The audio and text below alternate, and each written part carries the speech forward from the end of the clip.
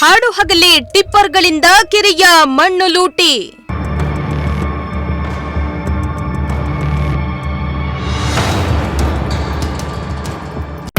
ಕಾಮಗಾರಿ ನೆಪದಲ್ಲಿ ನಡೀತಾ ಅಕ್ರಮ ಮಣ್ಣು ಸಾಗಾಟ.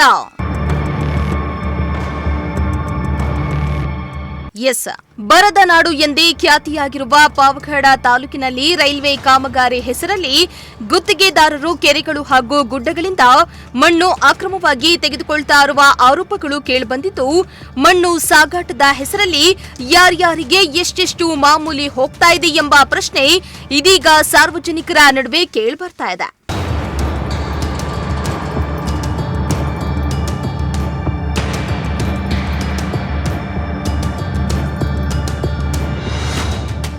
ಕಳೆದ ಹಲವು ದಿನಗಳಿಂದ ತಾಲೂಕಿನಲ್ಲಿ ರೈಲ್ವೆ ಕಾಮಗಾರಿ ನಡೀತಾ ಇದ್ದು, ಈ ನೆಪದಲ್ಲಿ ಕೆಲವರು ಬಹುತೇಕ ಕೆರೆಗಳು ಮತ್ತು ಗುಡ್ಡಗಳನ್ನು ಕರಗಿಸ್ತಾ ಇದ್ದು, ಪಾವಗಡ ತಾಲೂಕು ಈಗಾಗಲೇ ಬರ ಪೀಡಿತ ಪ್ರದೇಶವಾಗಿದ್ದು, ಅಪರೂಪಕ್ಕೊಮ್ಮೆ ಮಾತ್ರ ಮಳೆ ಕಾಣುವ ಈ ಪ್ರದೇಶದಲ್ಲಿ ನೀರು ಸಂಗ್ರಹವಾಗುವ ಕೆರೆಗಳ ಮಣ್ಣು ತೆಗೆದು ಇಟ್ಟಿಗೆ ಫ್ಯಾಕ್ಟರಿಗಳು ಹಾಗೂ ಲೇಔಟ್ಗಳಿಗೆ ಸಾಗಿಸುತ್ತಿದ್ದಾರೆ ಎನ್ನಲಾಗ್ತಾ ಇದೆ.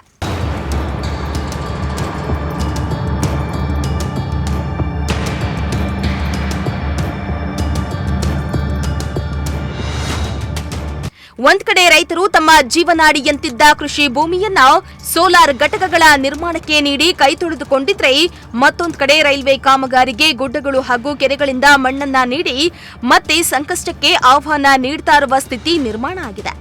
ಆದ್ರೆ ಇಷ್ಟೆಲ್ಲ ನಡೀತಾ ಇದ್ರೂ ಅಧಿಕಾರಿಗಳು ಮಾತ್ರ ಕಂಡರೂ ಕಾಣದಂತೆ ಜಾಣ ಕುರುಡುತನ ತೋರ್ತಿದ್ದಾರೆ ಎಂದು ಸಾರ್ವಜನಿಕರು ಆಕ್ರೋಶವನ್ನ ಹೊರಹಾಕ್ತಿದ್ದಾರೆ.